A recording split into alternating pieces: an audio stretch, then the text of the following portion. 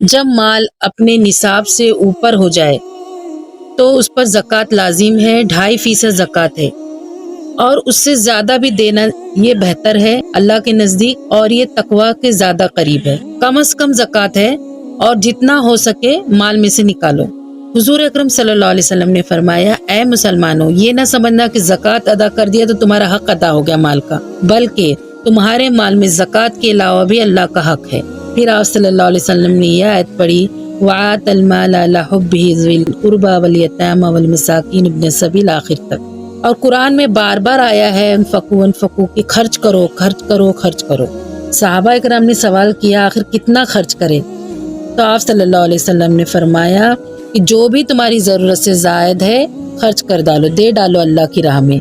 کیا آپ کو معلوم ہے کہ نبی کریم صلی اللہ علیہ وسلم نے کبھی زکوٰۃ ادا نہیں کی؟ یہ چونکنے والی بات ہے، لیکن آپ پہ کبھی زکوٰۃ لازم آئی نہیں، یعنی آپ نے نصاب کے اتنا جمع کیا ہی نہیں مال کہ آپ پر زکوٰۃ لازم ہوتی۔ آپ نے جتنا بھی آیا اللہ کی راہ میں خرچ کر دے، اس لیے آپ پر زکوٰۃ واجب ہوئی ہی نہیں۔ آپ صلی اللہ علیہ وسلم جو بھی آتا اپنے اوپر خرچ کرتے، اپنے اہل و عیال پہ خرچ کرتے، اس کے بعد جو بھی بچتا وہ اللہ کی راہ میں دے دیا کرتے تھے، اس لیے آپ پر کبھی اتنا مال جمع ہوا ہی نہیں کہ اس کے پر زکوٰۃ فرض ہو۔ لیکن اس کا مطلب یہ نہیں ہے کہ مال کو جمع مت کرو۔ اگر جمع کر رہے ہیں اور نصاب سے اوپر مال ہو جاتا ہے تو اس پر زکوٰۃ لازم ہے، اور زکوٰۃ دے دینے کے بعد وہ مال پاک ہو جاتا ہے، پھر اس کو جمع کر سکتے ہیں۔ لیکن اگر مال کو جمع کیا ہے اور اس پر زکوٰۃ لازم ہونے کے باوجود زکوٰۃ ادا نہیں کی تو وہ مال قیامت کے دن سانپ بن کر دسے گا، اور اس مال کو اللہ تعالیٰ آگ میں تپا کے گرم کر کے ان کی پیشانی پہ، ان کے پہلو پہ اور پیٹھوں پہ داغے گا۔ اور زکوٰۃ کے معاملے میں یہ ہے کہ سود کا مال نہ ہو، حرام مال نہ ہو، بلکہ حلال ہو،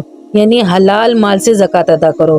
اور جب انسان جہاں اپنا پیسہ جمع کرے گا اس کا دل بھی وہیں لگا رہے گا، جیسے دنیا میں ہی اگر پیسہ جمع کر رہا ہے تو اس کا دل بھی یہیں اٹکا رہے گا، لیکن اگر وہ اپنا مال آگے بھیج رہا ہے، اللہ کی راہ میں خرچ کر رہا ہے، اور اس کا مال جا کے اس کے لیے آگے جمع ہو رہا ہے، تو اس کا دل بھی آخرت میں لگا رہے گا، کیونکہ مال کا معاملہ ایسا ہے کہ جہاں مال ہو انسان کا دل وہیں لگا ہوا رہتا ہے۔ اور اگر مال کو خرچ کیا اللہ کی راہ میں تو آخرت کے لیے وہ جمع ہو جائے گا اور 700 گنا تک اس کا منافع ملے گا۔ تو مال کو اللہ کی راہ میں خرچ کرے اور آگے کے لیے بھیجے تاکہ وہاں دل لگا رہے، کیونکہ ایک نہ ایک دن دنیا سے جانا ہے، یہ دنیا فانی ہے اور آخرت ہی باقی رہنے والی ہے۔ اس لیے اگر زکوٰۃ کے علاوہ بھی مال خرچ کرتے ہیں اللہ کی راہ میں تو اللہ قدردان ہے اور اس کا اجر بے حساب دینے والا ہے۔ یہ قانون شریعت ہے کہ آپ کا مال نصاب کی سطح سے اوپر ہو گیا تو 2.5% زکوٰۃ دینا ضروری ہے۔ آپ صلی اللہ علیہ وسلم نے 2.5% زکوٰۃ کے علاوہ کبھی کسی سے زبردستی ان کا مال نہیں لیا، یعنی اتنا ہی جتنا کہ اس کے اوپر زکوٰۃ بنتی تھی اتنا ہی آپ نے مال لیا۔ اور یاد رکھے جس میں جتنا تقویٰ ہوگا وہ آخرت کے لیے اتنا ہی مال جمع کرے گا۔ اب آئیے جانتے ہیں کہ زکوٰۃ نکالنے کا طریقہ کیا ہے۔ زکوٰۃ 3 چیزوں میں ہے، جیسے سونا ہو، پیسہ ہو، مال تجارت ہو، تو ان تینوں چیزوں کو اکٹھا کرے اور ان تمام